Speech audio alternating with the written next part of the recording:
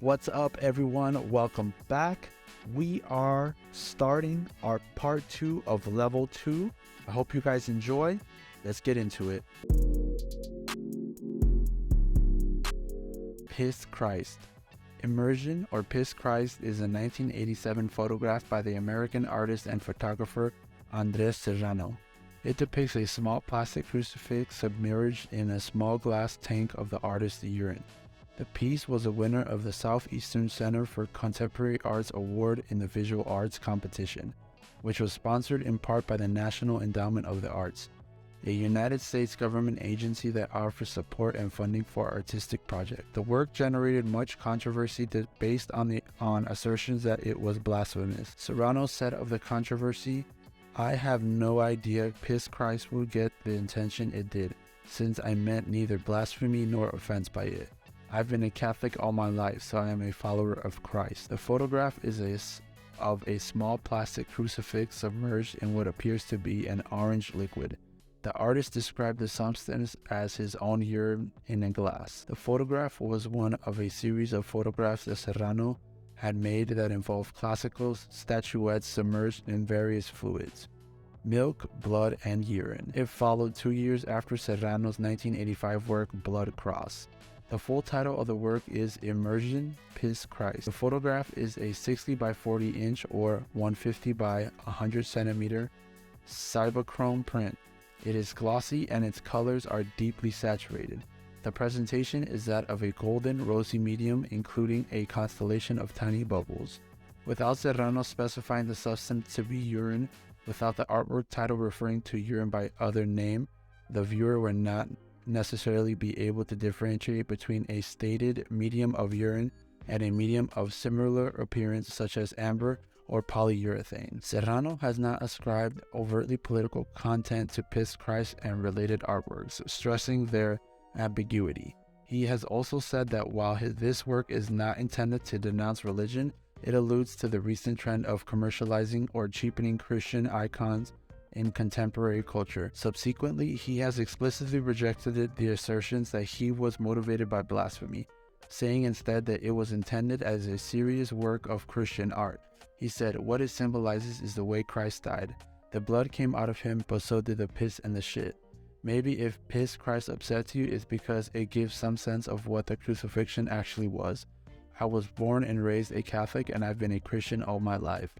The art critic Lucy R. Lippard has presented a constructive case for the formal value of Serrano's Piss Christ, which she characterizes as mysterious and beautiful. She writes that the work is a darkly beautiful photographic image. The small wood and plastic crucifix become virtually monumental as it floats, photographically enlarged in a deep rosy glow that is both ominous and glorious. Lippert suggests that the formal values of the image can be regarded separately from other meanings. Holy crap, that was kind of insane to read. Not even gonna lie, that was a lot. That is crazy, and they're true. You know, if I were to see this image in the wild, I would just think, holy cow, this is like an image of a crucifix submerged in water with like a sepia filter added over the top. I'm not sure. What do you guys think? Our next image is Child with Toy Hand Grenade in Central Park. The photograph Child with Toy Hand Grenade in Central Park, NYC 1962 by Diane Arbus shows a boy with the left strap of his shorts hanging off his shoulders, intensely holding his long, stringy, thin arms by his side. Clenched in his right hand is a toy replica of Hand Grenade, an MK2 pineapple. His left hand is held in a claw-like gesture, and his facial expression is maniacal. The contact sheet is revealing with regards to Arbus's working method. She engages with the boy while moving around him, saying she was trying to find the right angle. The sequence of shots she took depicts a really quite ordinary boy who just throws off for the camera. However, the published single image belies this by concentrating on a freakish posture, an editorial choice typical for Arbus, who would invariably pick the most expressive image, thereby frequently suggesting an extreme situation. The boy in the photograph is Colin Wood, son of tennis player Sidney Wood. An interview with Colin with his recollections about the photograph is presented in the BBC documentary The Genius of Photography. Our next image is The Day the Earth Smiled. The Day the Earth Smiled is a composite photograph taken by the NASA spacecraft Cassini on July 19, 2013. During an eclipse of the sun, the spacecraft turned to image Saturn and most of its visible ring system, as well as Earth and the Moon as distant pale dots. The spacecraft had taken similar photographs in 2006 and 2012 in its previous 9 years in orbit around the planet. The name also refers to the activities associated with the event, as well as the photograph mosaic created from it. Conceived by the planetary scientist Carolyn Porco, the image team leader for Cassini, the concept called for the people of the world to reflect on their place in the universe, to marvel at life on Earth, and at the time of the pictures were taken, to look up and smile in celebration. The final mosaic, captured on July 19th, processed at the Cassini Imaging Central Laboratory for Operations, Cyclops for short, was released to the public on November 12, 2013. The photograph includes Earth, Mars, Venus, and many Saturnian moons. A higher resolution image depicting Earth and the Moon as distinct points of light was taken with Cassini's narrow-angle camera and was released shortly afterwards. Our next photo is first photo of a black hole. So Messier 87, also known as Virgo A or NGC 4486, generally abbreviated to M87, is a supergiant elliptical galaxy with several million stars in the constellation Virgo. One of the largest and most massive galaxies in the local universe, it has a large population of global clusters, about 15,000 compared with the 150 to 200 orbiting the Milky Way, and a jet of energetic plasma that originates at the core and extends at least 1,500 parsecs or 4,900 light years, traveling at a relativistic speed. It is one of the brightest radio sources in the sky and a popular target for both amateur and professional astronomers. The French astronomer Charles Messier discovered M87 in 1781 and cataloged it as a nebula. M87 is about 16.4 million parsecs or 53 million light years from Earth and is the second brightest galaxy within the northern Virgo cluster, having many satellite galaxies. Unlike a disc-shaped spiral galaxy, M87 has no distinct dust lanes. Instead, it has an almost featureless ellipsoidal shape typical of most giant elliptical galaxies, diminishing in luminosity with distance from the center. Forming around 1/6 of its mass, M87 stars have a nearly spherical symmetric distribution. Their population density decreases with increasing distance from the core. It has an active, supermassive black hole at its core, which forms the primary component of an active galactic nucleus. The black hole was imaged using data collected in 2017 by the Event Horizon Telescope, with a final processed image released on April 10, 2019. In March 2021, the EHT collaboration presented for the first time a polarized based image of the black hole, which may help better reveal the forces giving rise to quasars. The galaxy is a strong source of multi-wavelength radiation, particularly radio waves. It has an isophoto diameter of 40.55 kiloparsecs or 132,000 light years, with a diffuse galactic envelope that extends to a radius of about 150 kiloparsecs or 490,000 light years, where it is truncated possibly by an encounter with another galaxy. Its interstellar medium consists of diffuse gas enriched by elements entitled from evolved stars. Very interesting. So that is the first image of a black hole. Our next image is called Surgeon's Photograph. Now, I couldn't really find anything that linked this next photo to this title, but in the Iceberg chart itself, this title links me to the article that I'm going to talk about. So I'm not sure if this entry is accurate, but we're going to go ahead and just present the research that the creator of the Iceberg chart linked to this title. So this is Surgeon's Photograph. The Loch Ness Monster, affectionately known as Nessie, is a creature in Scottish folklore that is said to inhabit Loch Ness in the Scottish Highlands. It is often described as a large, long-necked, and with one or more humps protruding from the water. Popular interest and belief in the creature has varied since it was brought to worldwide attention in 1933. Evidence of its existence is anecdotal, with a number of disputed photographs and sonar readings.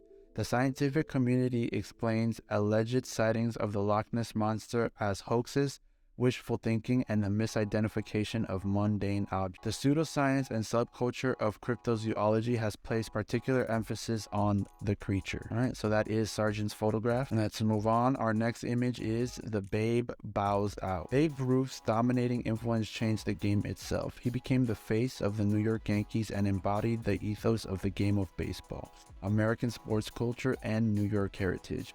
In Babe's Bows Out photograph, Nat Fiend captures a beloved athlete and showman in an image that has become synonymous with the immensity of its subject. Nat Fiend began to work for the New York Herald Tribune as a copy boy in 1932.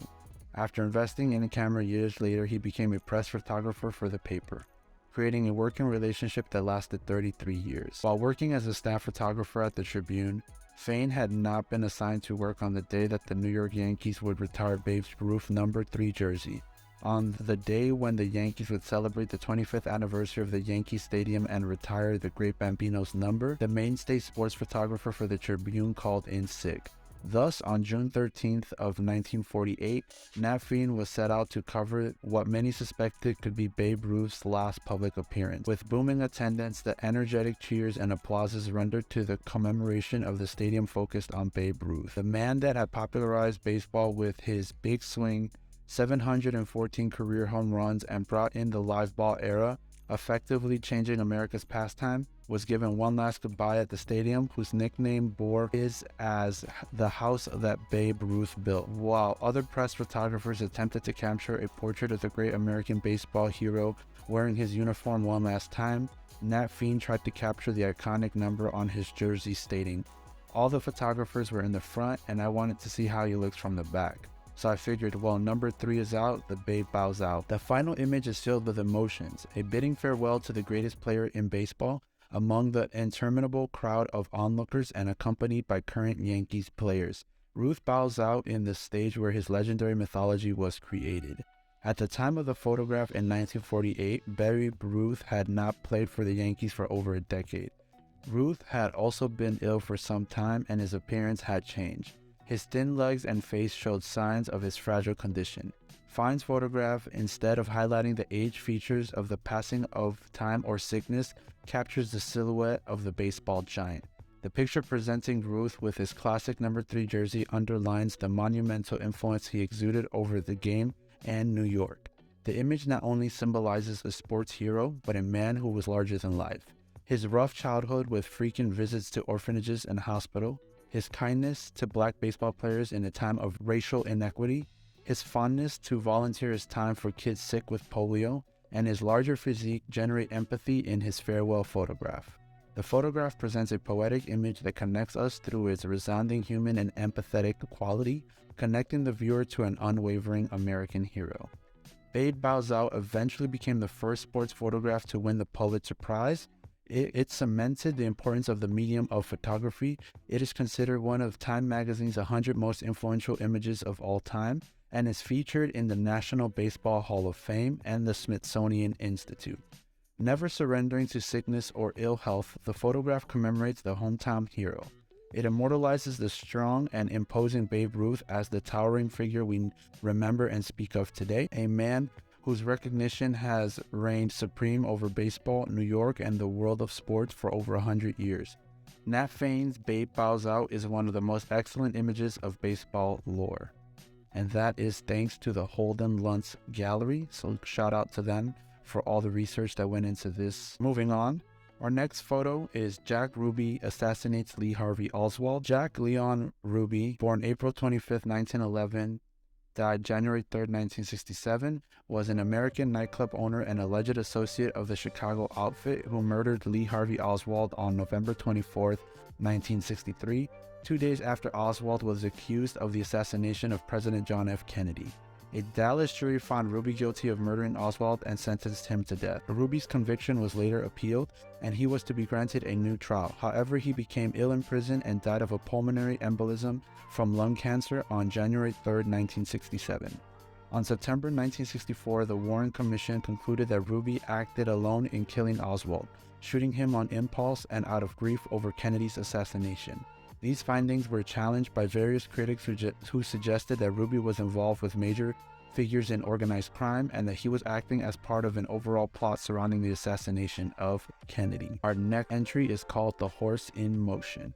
The Horse in Motion is a series of cabinet cards by Edward Muybridge, including 6 cards that each show a sequential series of 6 to 12 automatic electrophotographs depicting the movement of a horse. Muybridge shot the photographs in June 1878.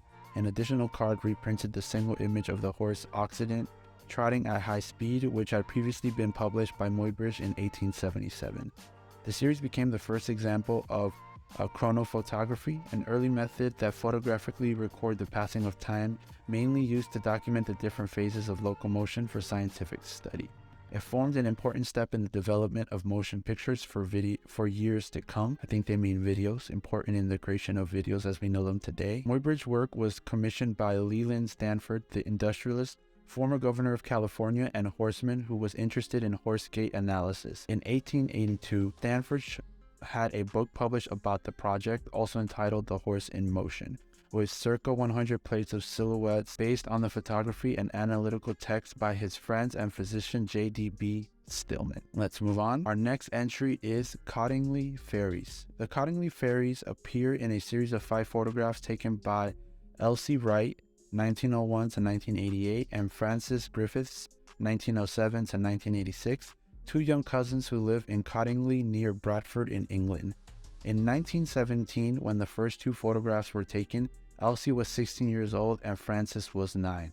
The pictures came to the attention of writer Sir Arthur Conan Doyle, who used them to illustrate an article on fairies he had been commissioned to write for the Christmas 1920 edition of the Strand magazine.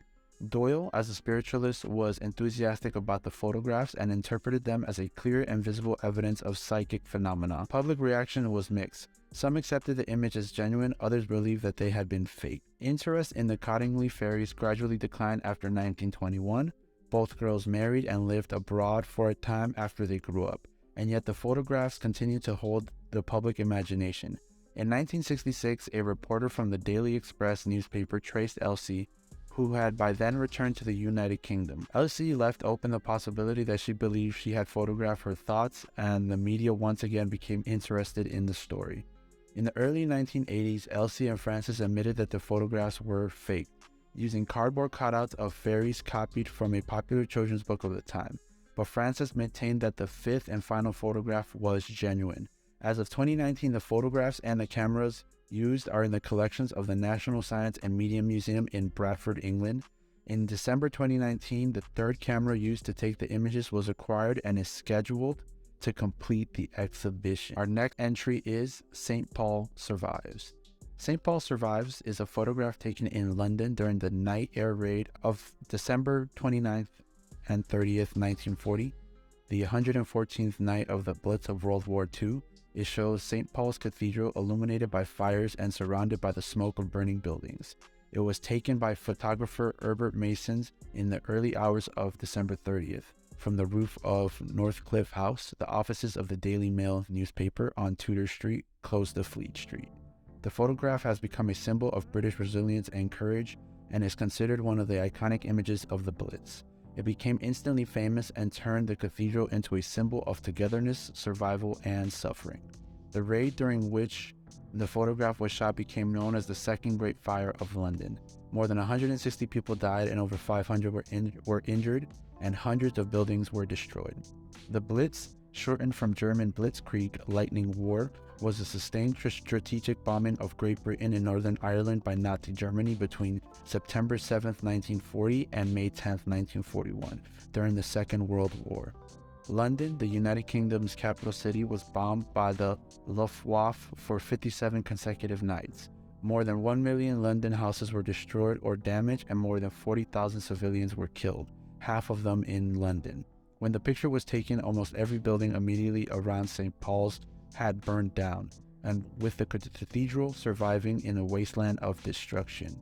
Its survival was mainly due to the efforts of a special group of fire watchers who were urged by Prime Minister Winston Churchill to protect the cathedral. 29 incendiaries fell on and around the cathedral, with one burning through the lead dome and threatening to fall into the dome's wooden support beams. Members of the volunteers for St. Paul's Watch would have had to climb through the rafters to have any chance of putting it out, but the bomb fell outwards from the roof onto the stone gallery, where it was quickly extinguished. Alright guys, so for this next entry, I am going to offer a bit of a trigger warning because some of the information and history behind this image is a little gruesome, so I do think a trigger warning is very appropriate. You have been warned. Our next entry is Warsaw Ghetto Boy. In the best known photograph taken during the 1943 Warsaw Ghetto Uprising, a boy holds his hands over his head while SS Rottenführer Joseph Bloch points a submachine gun in his direction. The boy and others hid in a bunker during the final liquidation of the ghetto, but they were caught and forced out by German troops. After the photograph was taken, all of the Jews in the photograph were marched to the Lag Platz and deported to Majdanek extermination camp, or Treblinka. The exact location of the photograph, and the photographer are not known. Bloch is the only person in the photograph who can be identified with certainty. The image is one of the most famous photographs of the Holocaust, and the boy came to represent children in the Holocaust as well as all Jewish victims. The photograph was taken during the Warsaw Ghetto Uprising between April 19 and May 16th in the Warsaw Ghetto.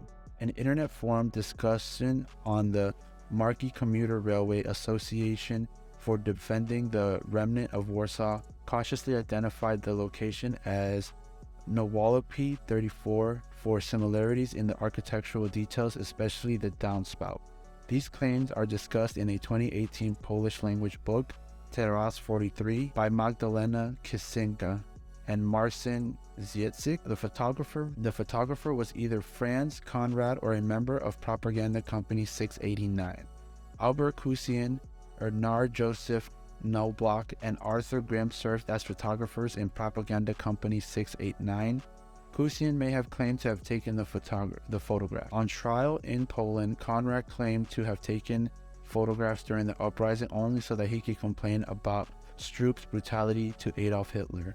The court did not accept this claim. Convicted of personally murdering 7 Jews and deporting 1,000 others to death camps, Conrad was sentenced to death and executed in 1952. The photograph depicts a group of Jewish men, women, and children who had been forced out of a bunker by armed German soldiers. The original caption was, "Forcibly pulled out of bunkers." Most of the Jews are wearing ragged clothing and few have personal possessions. After being removed from the bunker, they were marched to the Umschlagplatz for deportation to an extermination camp.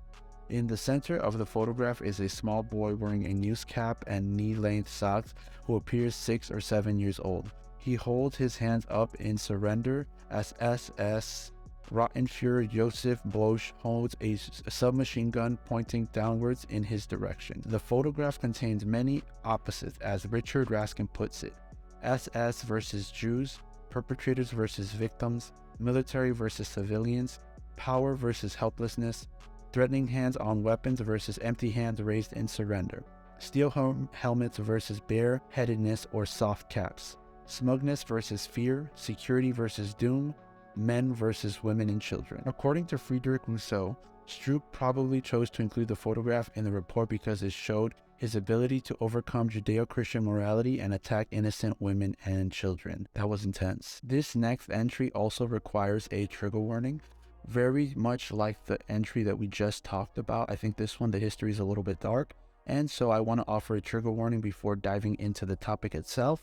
You've been warned. Let's continue. Our next entry is the Auschwitz album. Auschwitz album is a photograph record of the Holocaust during the Second World War. It and the Sonderkommando photographs are the only known pictorial evidence of the extermination process held inside Auschwitz II Birkenau, the German extermination camp in occupied Poland. The images were taken by photographers of the camp Erkennungsdienst Identification Service. The identity of the photographers is uncertain, but it is thought to have been Bernard Walter and Ernst Hoffmann, 2 SS men who were director and deputy director of the Erkennungsdienst. Among other things, the Erkennungsdienst was responsible for fingerprinting and taking photo IDs of prisoners who had not been selected for extermination.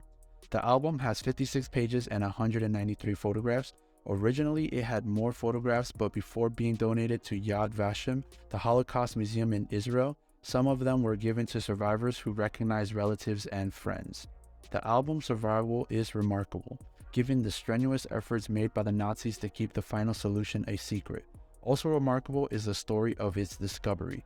Lily Jacob, later Lily Jacob Zalmanovich Meyer, was selected for work at Auschwitz-Birkenau, while the other members of her family were sent to the gas chambers. The Auschwitz camp was evacuated by the Nazis as the Soviet army approached.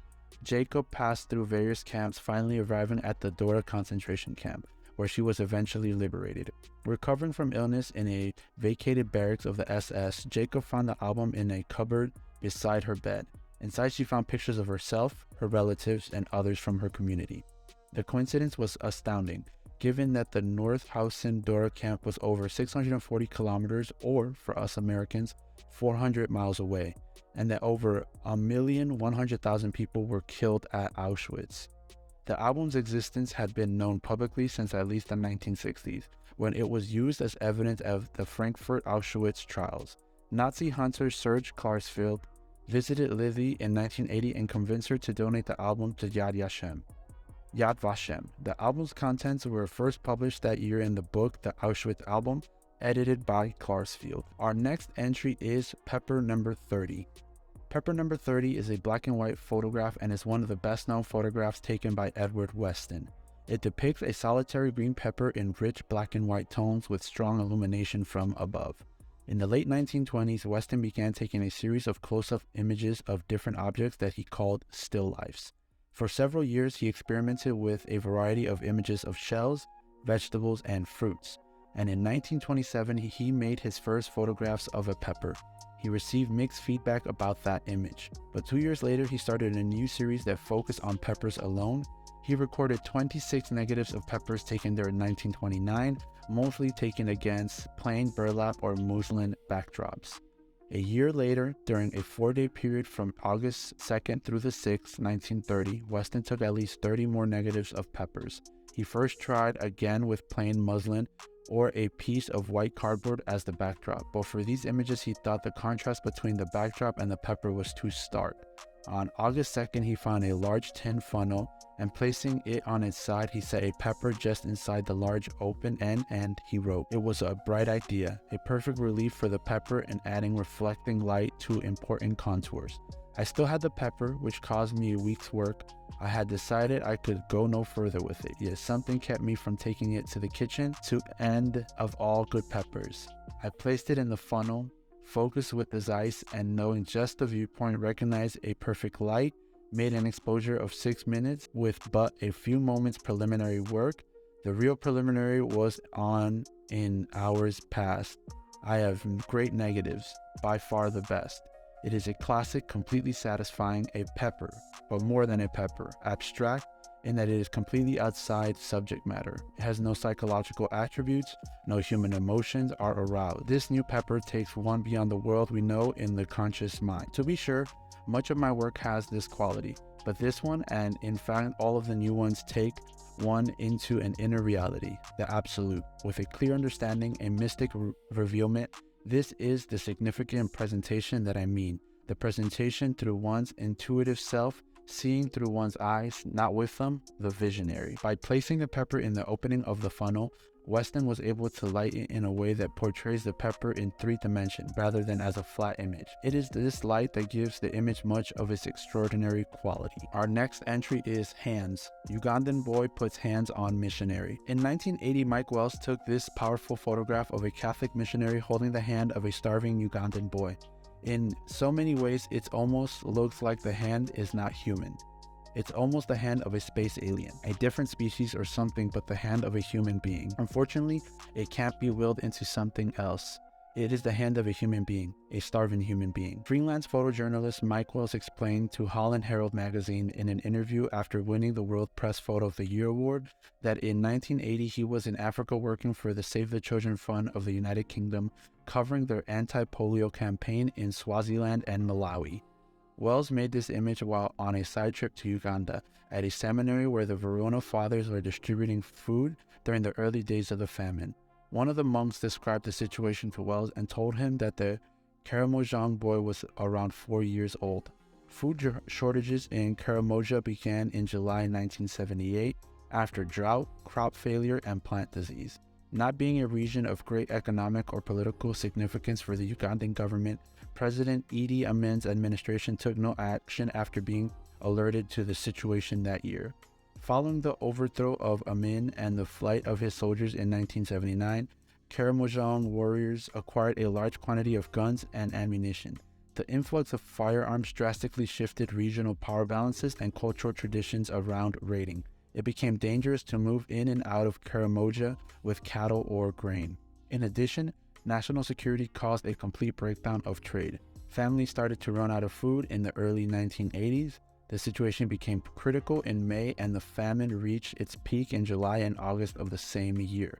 In July, the Verona Fathers in Karamoja appealed to the World Food Program in Rome for urgent assistance. Catholic missionary activities had begun in the region in 1933, with the Catholic Church providing relief assistance during periods of famine since the 1960s.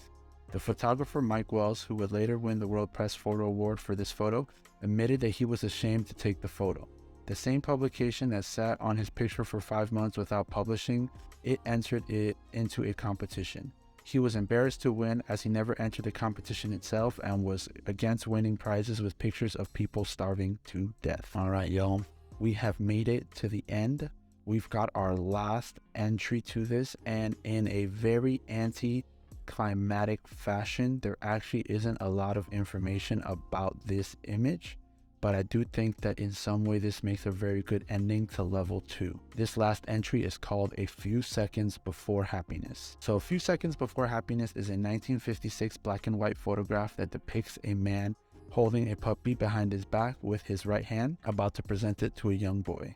The photograph went viral after it was posted to Twitter by English street artist Banksy on November 28th, 2017. So that is it, guys. We have finished our level 2. Thank you everyone for making it to the end of level 2. Until the next time, stay hydrated everyone, get some sleep, enjoy the cold weather while it's here, and we'll see you guys in the next video.